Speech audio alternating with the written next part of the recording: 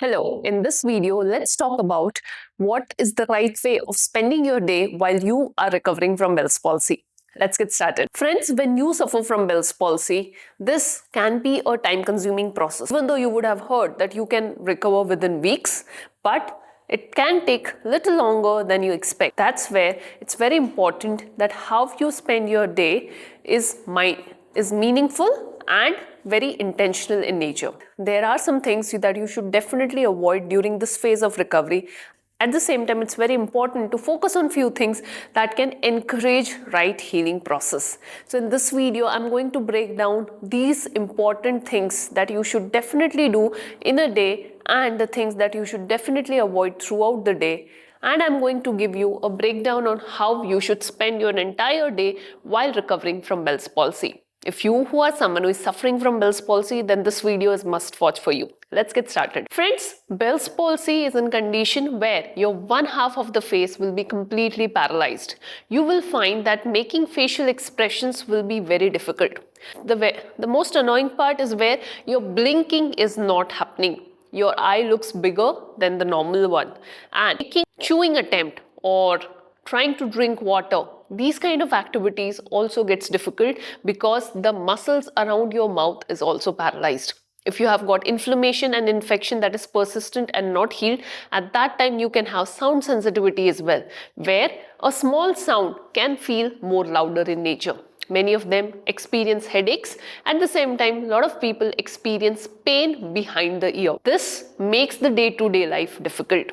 That's why the key thing that you have to keep in mind during this process is to protect your eyes and protect your ears from getting irritated and encourage maximum recovery as possible. So, let me break down the first most important thing that you should have throughout the day is state of mind. What do I mean by that? The biggest challenge that people suffering from Bell's palsy face is lack of patience, because there is a lot of misinformation and wrong guidance and wrong advices that they can get. A lot of people who would have recovered soon will tell them that don't worry, trust the process, you will be recovered very soon. Some will say you will be fine in 1 month, and some will say who have got delayed recovery that no matter what you do, it's going to take way lot of time. Here the problem is every individual's recovery timeline is very different, and it's dependent on what was the severity of the nerve injury. That's why one of the practical advice that I would like to give you is be mentally prepared for 3 months of timeline of recovery. When this will happen, you will not hurry or lose patience if it takes little longer for you to recover. At the same time, if you recover also soon, it will be good news for you. Remember, in Bell's palsy, your state of mind plays a very important role because your facial muscles are controlled by your emotions. If your emotions are negative, sad, then your face will also be more sad, which means it will be more drooped, which is something that we don't want. So to start off with, spend your day with this state of mind that it's okay and I am going to spend my day with a lot of consciousness, a lot of peace of mind and a lot of patience. That takes me to the second point that you have to take care throughout the day is don't allow your face to forcefully contract. I'm not saying that you do not need to speak or you have to stop avoiding facial expressions. No, that's not the case. But at the same time, wider expressions like laughing out loud, shouting at someone, or yawning big are the expressions that you have to avoid throughout the day. The third thing that you have to take care of is of your diet. Make sure that your diet is soft and is easy to chew, because chewing will be difficult and there is a lot of risk of cheek bites due to lack of muscle flexibility. Now let's start and break down how you should spend your day while recovering from Bell's palsy. So first thing, start your day with a very gentle and mindfulness practice. You heard me right. The moment you wake up, don't immediately jump into something. Instead, take a moment to reflect, to be grateful to God and to pray to God that He helps you in this entire process. He gives you that patience that is needed in this process of recovery. This will allow you to set your entire day with patience and will help you to overcome the challenges that you will face throughout the day with your facial paralysis. The second practice that you should do is lymphatic drainage massage. This is a quick drain practice that you should do to allow removal of excess fluid that gets stuck and accumulated on the face. Your lymphatic drainage plays a very critical role. If the fluid stays stagnant in the face, then there is inflammation that can happen that can make your face painful, puffy, and makes the movements more difficult. That's why do the simple practice. Take your hand, keep it around the ears and gently shake it this way. Do this for 15 to 20 repetitions. Then gently massage your face in a lifting direction. Stroke your eyes, stroke your cheeks, stroke your face in this way, and then stroke your neck in downward direction. When you do this, you are not doing anything for your facial recovery, but you are activating your lymphatic system, allowing that fluid to drain, which will be stagnant because of lack of facial mobility. The next morning routine that you should practice is stretching your eyelids. The moment you wake up, you have to nicely remove the tape that you have applied. Now, a lot of people ask question here that my eyes have now started closing. Shall I tape it again?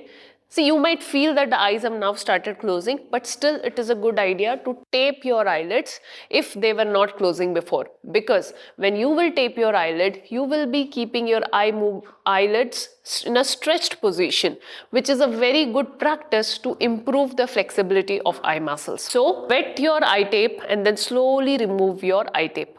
Once you remove your eye tape, then just stretch your eyelids in this way, hold for 10 counts and relax, and do a very gentle eye massage in this way and in down to upward direction in this way. This will also encourage and relax your eye muscles and make the eye movements more free and flexible. This was about the morning. Next comes your breakfast time. Yes, don't start your day with any of the acidic thing, which means don't start your day with a cup of tea or coffee.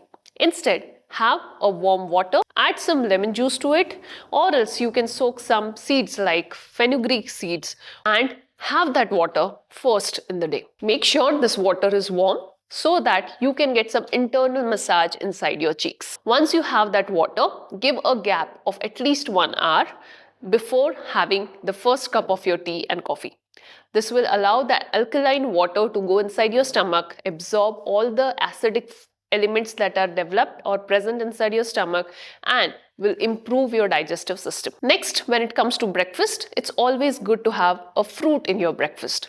Here are the 3 fruits that you have to avoid while recovering from Bell's palsy. Next comes exercises. So what kind of exercises that you should avoid and what kind of workouts that you can do?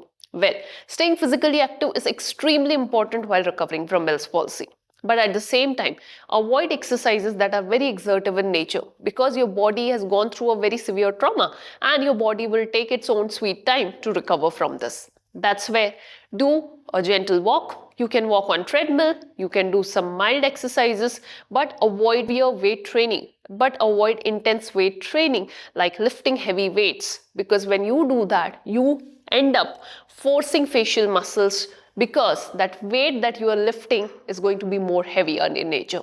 So that kind of workout has to be avoided.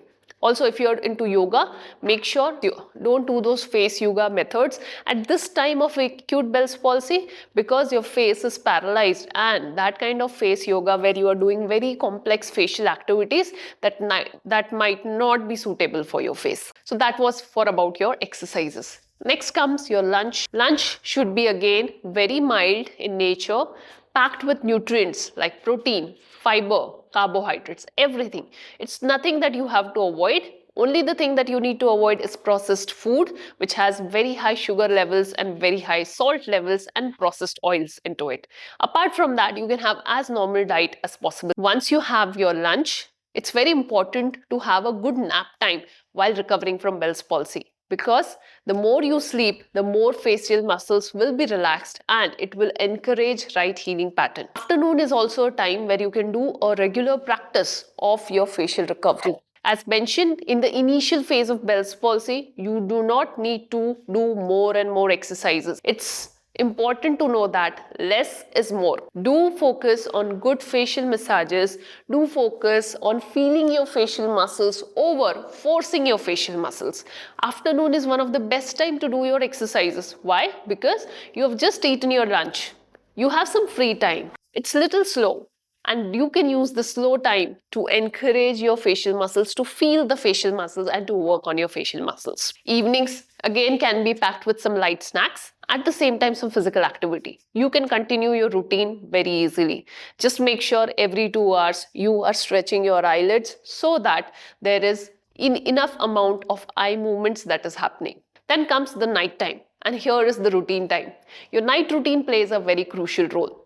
Before 1 hour of going to bed, you have to start preparing for yourself for that sleep. Here, some good practices that you should have is have a warm water shower. After that, you can change yourself into some mild clothing that is very relaxed and soothing. Keep the temperature of the room little warm, not too hot, warm, which is breathy and feels good. Make the lights dim and play some light music. In this time, use your time to observe your face. What do I mean by that? Just rub your hand, place your hand on the face and try to feel the face. Study your face and see where you feel those movements. And after you feel those movements, compare that with the normal side. Another practice that you can do at this time is you can just watch your previous photographs. With that, you will be able to retain the memory of your facial expressions. You can also spend some time in imagining and recalling how your facial expressions used to look like. That's not all. Journaling and meditating can be done at this time, which will give a very good night's sleep to you. And make sure if you used to sleep at 11 p.m. at night on a regular basis, try to sleep at 10. Increase that additional 1 hour of sleep, because the more you're going to sleep, the more resting period you're going to get, and you will recover well. So friends, this is how you have to spend your day while recovering from Bell's palsy. I hope this video was helpful and useful to you. If yes, make sure to like this video and reach out to us if you need more help related to your Bell's palsy or sun kinesis recovery. This is Dr. Meghna Dave, Head of Physiotherapy at HealthQ Rehab, signing off. Thank you.